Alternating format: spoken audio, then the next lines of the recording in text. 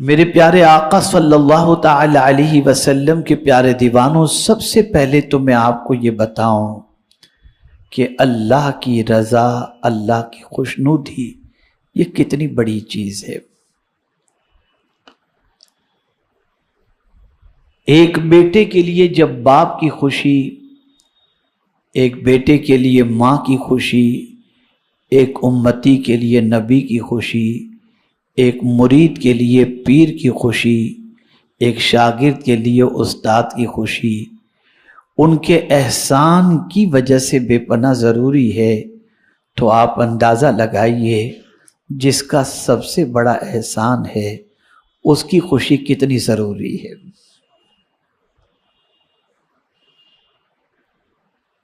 اور اس خوشی کے حوالے سے قرآن نے کہا، کتنے پیارے انداز میں سمجھایا۔ انسان نماز پڑھتا ہے، روزے رکھتا ہے، حج کرتا ہے، زکوٰۃ دیتا ہے، خیرات دیتا ہے، ماں باپ کی فرما برداری کرتا ہے، مقصد ہے حصول جنت، کہ اللہ رب العزت جل جلالہ جنت کی نعمت سے ہمیں مالا مال فرما دے۔ کیوں؟ اس لیے کہ جنت میں ہر قسم کی راحتیں موجود ہیں۔ جنت میں کوئی ٹینشن نہیں، جنت میں کوئی تانا دینے والا نہیں، جنت میں کسی قسم کی فضول بات سننے گا کوئی نہیں، جنت میں صرف بہار ہی بہار ہوگی، نعمتیں ہی نعمتیں ہوں گی۔ بلکہ یہاں تک رب قدیر جل جلالہ نے فرمایا، جو تم چاہو گے اللہ وہ تمہیں عطا فرما دے گا۔ وَلَكُمْ فِيهَا مَا تَشْتَهِي أَنفُسَكُمْ وَلَكُمْ فِيهَا مَا تَدَّعُونَ، جو مانگو گے، جو چاہو گے، جنت میں تمہیں اللہ عطا فرما دے گا۔ یہ ہے جنت۔ لیکن جب میں قرآن کی اس آیت کو پڑھتا ہوں تو میری عقل دنگ رہ جاتی ہے، جس کی میں نے تلاوت کا شرف حاصل کیا۔ رب فرماتا ہے، وعد اللہ المؤمنین والمؤمنات جنات تجری من تحتها الانہار خالدین فیہا ومساکن طیبۃ فی جنات عدن۔ اللہ نے مسلمان مردوں اور مسلمان عورتوں کو باغوں کا وعدہ دیا ہے۔ جنت کہتے ہیں باغ کو، باغوں کا وعدہ دیا ہے، جن کے نیچے نہریں رواں اور ان میں ہمیشہ رہے گا۔ سبحان اللہ۔ مومنین اور مومنات کے لیے اللہ نے جنت کا وعدہ فرمایا ہے، اور جنت کیا ہے؟ جس کے نیچے نہریں بھی بہہ رہی ہیں اور باغ ہیں۔ اور پھر ایسا نہیں کہ ٹیمپرری جیسے پکنک پر کہیں گئے اور ہو کر کے آگے، نہیں، خالدین فیہا، پرماننٹ ادھر رہنا ہے، کوئی تمہیں نکالنے والا نہیں۔ یہ کن کے لیے وعدہ ہے؟ بولیے، مومنین کے لیے۔ کن کے لیے وعدہ ہے؟ مومنین کے لیے۔ اور پھر ساتھ میں فرمایا، وَمَسَاكِنَ طَيِّبَةً فِي جَنَّاتِ عَدْنٍ، اور پاکیزہ مکانوں کا بسنے کے باغوں میں، اور بسنے کے باغوں میں، یعنی پاکیزہ مکانات کا اللہ نے وعدہ کیا کہ وہاں تم کو بسایا جائے گا۔ اللہ اکبر۔ باغ کا بھی وعدہ اور ساتھ ہی ساتھ جو ہے پاکیزہ گھروں میں بسانے کا بھی وعدہ، جنت کا بھی وعدہ، نہروں کا بھی وعدہ۔ اور یہ جنات عدن کیا ہے؟ یہ درمیان میں ہے، جنت کے سینٹر کے اندر جو ہے یہ جنات عدن ہے۔ اور میرے پیارے آقا صلی اللہ علیہ وسلم کے پیارے دیوانوں، انبیاء اولیاء کا مسکن وہیں پر ہوگا۔ اللہ نے مومنوں کے لیے وعدہ فرمایا، لیکن اتنی نعمتوں کے تذکرے کے ساتھ، اتنے انعام کے تذکرے کے ساتھ، اس سے بڑی چیز کا اللہ وعدہ فرما رہا ہے، اس سے بہتر چیز کی بات کر رہا ہے کہ اگر تم چاہتے ہو، جاننا چاہتے ہو کہ جنت سے بھی بہتر چیز کیا ہے، باغات سے بھی بہتر کیا ہے؟ تو قرآن نے کہا وَرِضْوَانٌ مِّنَ اللَّهِ اکبر، اور اللہ کی رضا سب سے بڑی ہے۔ یعنی اللہ تم سے راضی ہو جائے یہ جنت سے بھی بہتر ہے، جنت سے بھی اعلیٰ ہے۔ اور پھر یہ معمولی بات نہیں ہے، قرآن کہتا ہے ذَلِكَ هُوَ الْفَوْزُ الْعَظِيمُ، یہی ہے بڑی کامیابی، اللہ کا راضی ہونا۔ اب میں یہاں پر آپ کو سمجھاؤں،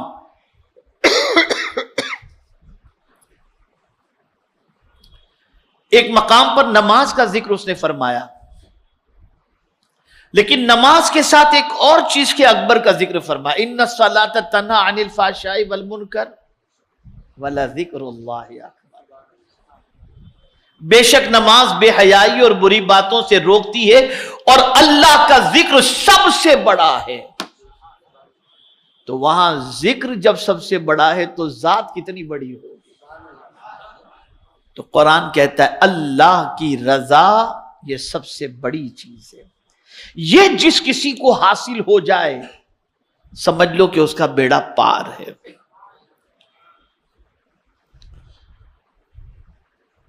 میرے پیارے آقا صلی اللہ علیہ وسلم کے پیارے دیوانوں، تھوڑا سمجھاتا ہوا چلوں، دنیا کے انسانوں کو راضی کرنا ڈیفیکلٹ ہے، جلدی سے راضی نہیں ہوگا۔ شادی کے موقع پہ آپ دیکھتے ہوں گے ناراض رشتہ دار جلدی سے راضی ہوتے ہی نہیں ہیں، بڑے مسئلے ہوتے ہیں، پیر پکڑو منت کرو سماجت کرو راضی ہی نہیں ہوتے، اور کہتے ہیں دیکھو اب پتہ چلا نا، رو رو کر وسیلوں کے ذریعے رشتہ داروں کے ذریعے بات پہنچائی جائے نہیں راضی ہوتے، بہت مشکل ہوتا ہے۔ کسی سیٹ کو راضی کرنا ہے بہت ڈیفیکلٹ ہے، لیکن میرے مولا کی شان بہت عرف و اعلیٰ ہے، اس کو راضی کرنا بہت آسان ہے، بہت آسان ہے اس کو راضی کرنا۔ کیسے وہ راضی ہو جاتا ہے؟ کیسے راضی ہوتا ہے؟ تو میرے پیارے آقا صلی اللہ تعالی علیہ وسلم کے پیارے دیوانوں، اس کی رضا کا معاملہ یہ ہے کہ تم اس کی اطاعت کرو، فرما برداری کرو، وہ تم سے راضی ہو جائے گا۔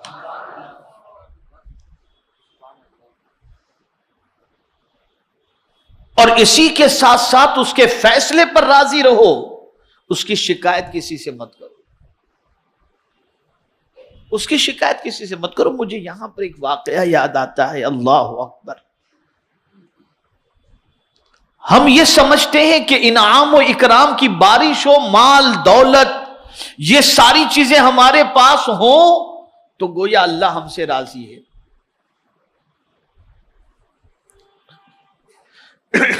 اللہ ہم سے راضی ہے۔ وہ کسی کے یہاں غریبی ہے، کسی کے یہاں بیماری ہے، کسی کے یہاں پریشانی ہے، تو ہم یہ سمجھتے ہیں کہ اللہ اس سے ناراض ہے۔ میں سمجھاؤں گا آپ کو، اچھی طرح سمجھ جائیے بات۔ کسی کا بنگلہ، کسی کی کوٹھی، کسی کی گاڑی، کسی کا پیسہ، کسی کے قیمتی لباس دیکھ کر کے ہم سمجھتے ہیں کہ یہ اللہ اس سے راضی ہے، اور کسی مخلوق الحال کو دیکھتے تو منہ لگانے کے لیے تیار نہیں، اور ہم یہ سمجھتے ہیں کہ اللہ اس سے ناراض ہے۔ اب سمجھا دوں میں آپ کو، اگر اس کے پاس دولت ہے اور وہ سجدے کر رہا ہے، اگر اس کے پاس دولت ہے وہ حج کر رہا ہے، اگر اس کے پاس دولت ہے غریبوں میں تقسیم کر رہا ہے، اگر اس کے پاس دولت ہے عاجزی موجود ہے، اگر اس کے پاس دولت ہے تکبر نہیں ہے، اگر اس کے پاس دولت ہے اکڑ کے نہیں چل رہا بلکہ اس دولت کو اللہ کے بتائے ہوئے راستے پر خرچ کر رہا ہے، تو اللہ نے اس کو یہ دولت دی ہے، اللہ اس سے راضی ہے۔ لیکن توجہ چاہوں گا، دولت ہے اور نماز چھٹ رہی ہے، دولت کا استعمال عیاشی میں ہو رہا ہے، دولت ہے اور بدکرداری کے اڈوں پہ آدمی جا رہا ہے. دولت ہے اور تکبر کرتا ہوا دکھائی دیتا ہے, غریب کو حقارت کی نظر سے دیکھتا نظر آتا ہے, تو یہ دولت اس کے لیے نعمت نہیں, سزا ہے. اس لیے کہ یاد رکھیں, ایک ہی شخص دنیا میں ایسا پیدا ہوا جس نے خدائی کا دعویٰ کیا, اور وہ کون تھا؟ فرعون. اسی نے کہا انا ربکم الاعلی. اس کو بھی اللہ نے دولت دی, اس کو بھی اللہ نے دولت دی. اور حضرت موسیٰ علیہ السلام جو اللہ کے کلیم ہیں, آپ جانتے ہیں ان کے پاس کیا تھا؟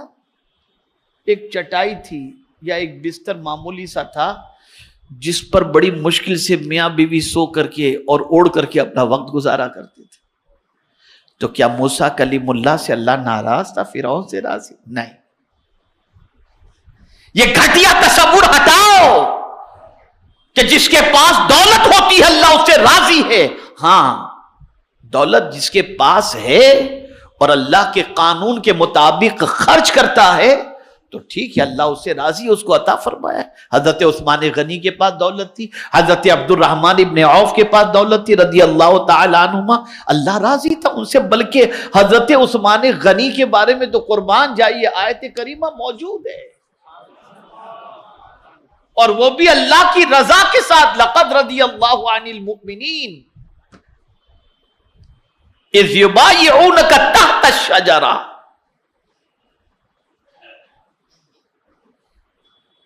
جو اللہ کے رسول صلی اللہ تعالی علیہ وسلم نے درخت کے نیچے بیعت لی تھی اور مومنین نے جو حضور کے ہاتھوں پر بیعت کی تھی, قرآن کہتا ہے لقد رضی اللہ, بے شک اللہ ان سے راضی ہو گیا.